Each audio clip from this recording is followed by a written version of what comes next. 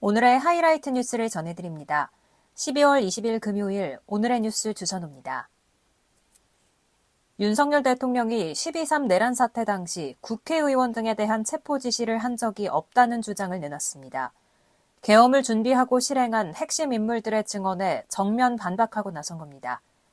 법조계에선 이를 두고 정치적으로는 지지층에 대한 여론전, 법적으로는 전형적인 증거인멸 시도로 해석하고 있습니다. 이는 공범에게 자신의 입장을 알리고 말을 맞출 것을 요구하는 효과를 낼 수 있지만 역으로 구속 사유가 될 수 있다는 지적도 나오고 있습니다. 검찰이 최근 군에 대한 압수수색을 벌이는 과정에서 계엄 당일 김용현의 녹음 파일을 확보했다고 밝혔습니다.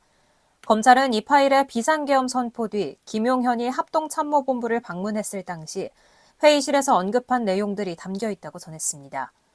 윤석열이 요인 체포를 부인하고 김용현 역시 검찰 수사에 묵비권을 행사하는 상황에서 확실한 물적 증거가 될 수 있다는 분석이 나오고 있습니다. 국방부가 발행하는 국방일보가 비상계엄에 대한 윤석열 대통령의 입장을 아무런 비판 없이 그대로 실어 계엄을 미화한 것을 두고 논란이 일고 있습니다. 문화체육관광부 산하 KTV 국민방송 역시 계엄 당시 특보를 내보낼 때 윤석열의 일방적 주장만을 실었습니다. 당시 계엄이 불법이라고 하는 정치인들의 발언을 빼라는 지시가 있었다고 내부인이 폭로했습니다. 작년 10월 치러진 강서구청장 보궐선거 전날 국정원은 선관위 보안점검 결과를 발표했습니다.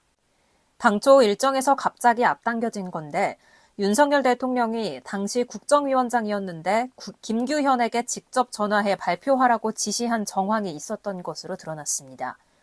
국정원은 앞서 선관위의 해킹 흔적을 찾지 못했지만 윤석열 대통령의 의중에 따라 이론적으로 해킹이 가능하다는 취지로 보고했습니다. 이는 윤석열 대통령의 선거 부정에 대한 망상을 보여줄 또 다른 사례로 주목받고 있습니다.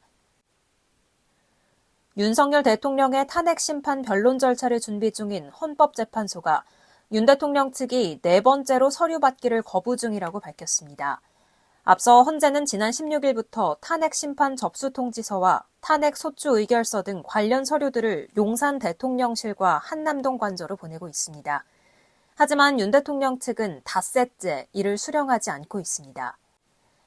이진 헌재 공보관은 오늘 오전까지 양측 당사자나 이해관계인으로부터 추가 접수된 서면은 없다고 밝혔습니다.